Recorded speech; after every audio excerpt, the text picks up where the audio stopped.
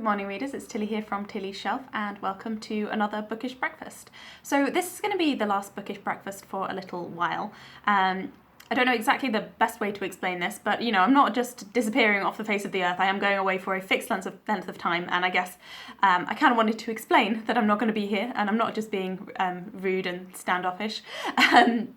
So I am going to be away from probably Monday for probably 6, possibly 8 weeks, and I have been advised that while I'm away I am not to post anything on social media, just for organisational reasons. So I will be very much not a presence for the whole Christmas period and New Year, but hopefully after that I'll be back and back to talking about books and back kind of to normal life, and hopefully in the meantime I'll be doing something that will be interesting and productive and hopefully useful. So for the final bookish breakfast, I'm afraid I don't have very much to say. The thing is with November, as I've been reading all the time, I really feel like I haven't stopped like reading little bits and pieces and scraps, whether it's just news articles or extracts of books and things, but I haven't really finished anything. The only thing that I finished was the play of 1001 Nights that was adapted by Hanan El-Sheikh, and I discussed that with my mum Roz at Scallydandling About the Books in our Discussing Drama video this weekend.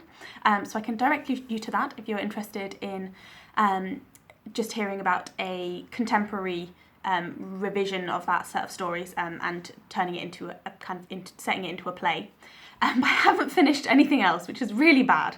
So before I go away, I really wanted to finish Jude the Obscure, and I've got most of the way through it, but it really hasn't grabbed me as a book, and it's very, very disappointing because I've read Far From the Madding Crowd. I loved that. I read The Return of the Native. I loved that as well. Tess of the D'Urbervilles is really up there in probably my top 10 books. But this just isn't, like, I can't really connect to the characters. I kind of feel like they're all a little bit useless in many ways. And because I have kind of like an underlying sense of frustration with them, then I don't have so much of a strong emotional engagement, and I can tell things are going to go badly because it's Thomas Hardy. Like, you don't really need to know him that well as an author to have a bad feeling about this.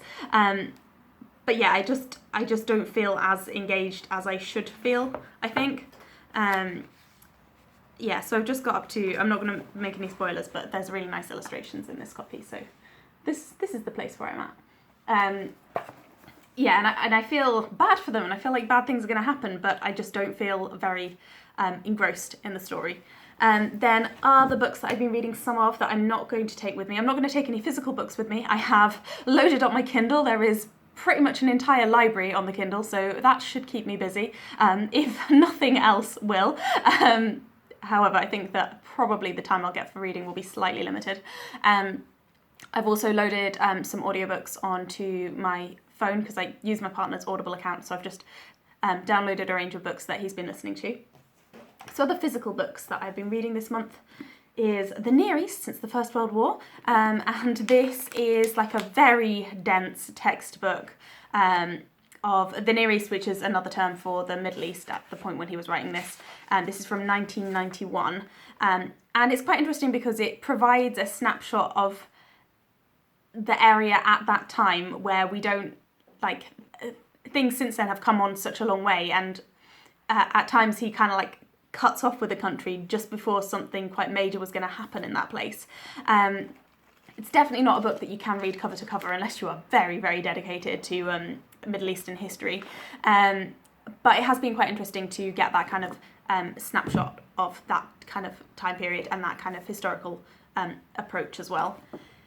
Speaking of snapshots of time periods, I mentioned last week that I thought that this was really not a very good thing to read, but actually I have continued reading, dipping in and out of the Stayzamski's Guide to Syria and Lebanon.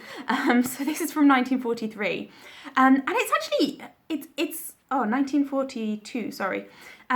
It's actually a really interesting time to have a bit of an overview of Lebanon in particular, because that was the year in which they gained independence from under the French mandate, and theoretically began as an independent established country with a form of a democracy operating.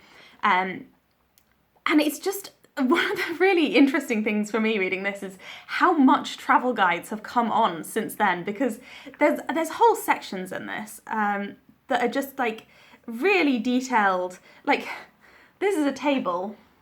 Can you read the title? A cargo discharged and loaded at Syrian ports. And that would have been, like, all of these tables are from the year before the war started. So that's like 1938, all of the quantities of cargo that pass through ports in Syria. It's just absolutely bizarre. Like, you would never get that in a guidebook these days. And why on earth would you want it in a guidebook? It just doesn't make any sense. And then it goes on to like the more kind of like touristy section, and it tells you about these, it calls them routes, and it tells you like, if you start from this city, these are the places you can drive to, but it doesn't tell you how long it would take you to drive in these areas. So it's completely bizarre, and because it's bizarre, it's been quite entertaining. I have saved books that I don't have physical copies of for reading on the Kindle while I'm away. So I've got more books that are by specifically Lebanese authors to read while I'm there. It's not that I've not wanted to read those books. I've just decided to prioritise the things that I don't want to carry with me because of like the weight of my bags and so on, and the space limitations. So I think this is going to be the first time where I'm using the Kindle to its maximum effect to save on kind of bookshelf space. I really don't particularly like reading on the Kindle, but I'm just going to have to deal with it. So yeah, I will, like I said, I'm not going to be around for a few weeks, but I hope you all have a lovely Christmas and a very, very happy New Year. And doesn't it feel way too early to be saying all of that? And yeah, take care, everyone. Goodbye.